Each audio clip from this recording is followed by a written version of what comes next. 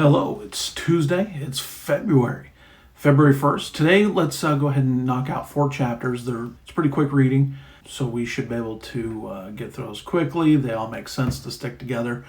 And so let's hit those running, shall we? Good to see you. We're going to spend most of the time chapter 21. These 4 chapters, it's law of conduct. We're going to spend most of the time for chapter 21 just talking about slavery. Because one of the things, you'll hope the Bible condones slavery.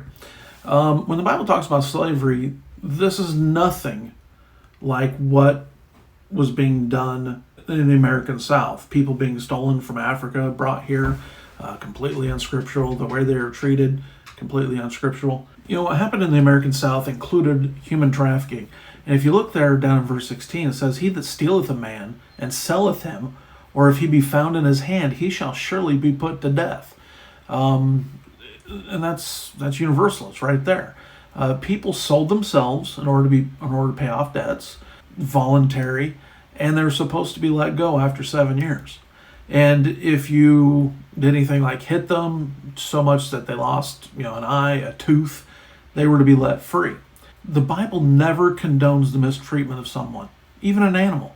And so here you have the same when it comes to people. And you find here at the end of the 7 years that they were free to go.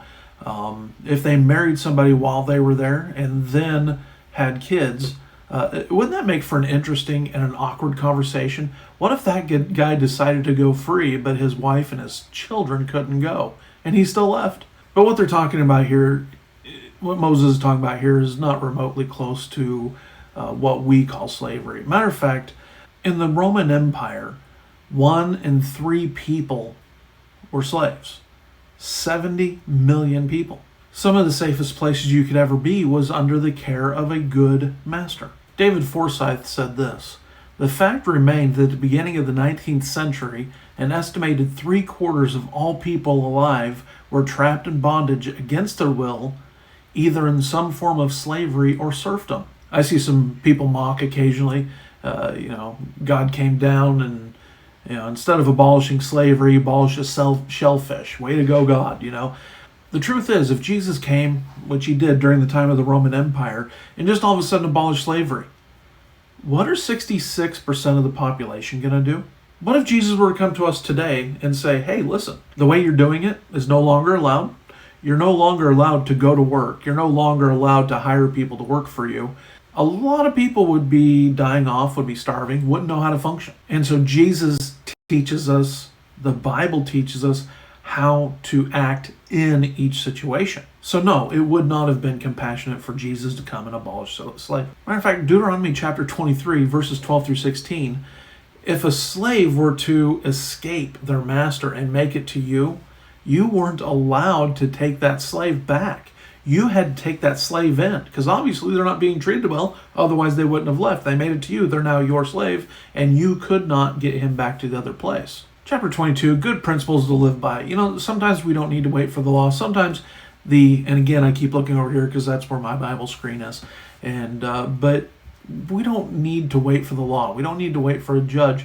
Principles for things in your care are found in these chapters. So let's apply it this way. Let's say you borrow my trailer. I have a trailer that gets borrowed on occasion. If it breaks while you have it, you're responsible for the repair. If it gets stolen while it's, say, your house hooked to your vehicle, then you, according to these scriptures, then owe me the value of it. If I am with you and something happens bad to it, something needs repaired, or it gets stolen, then you have no responsibility. And so if you're borrowing something and something happens to it, look through these chapters. It'll tell you exactly what to do. What we might call it. Why can't I just say that? Also notice here that you weren't allowed to vex a stranger or somebody we now might call an immigrant. As we get through scriptures, you're also going to notice that people that were living in Israel had to adhere to the culture and the laws of Israel. Now we get to chapter 23. Notice here they didn't these laws for the rest for the land, they didn't obey for 490 years. And if you do the math from 490 years, then all of a sudden then you get 70 years that the land needs rest, and that's the exact amount of time that they were carried away in exile to Babylon.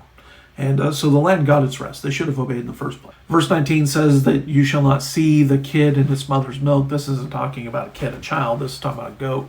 And the best I can find, I went out and studied a little bit more, is that there was a pagan practice where they would do this, and then they expect a blessing that their lands and everything, their crops would grow. That's the best answer I could find for you.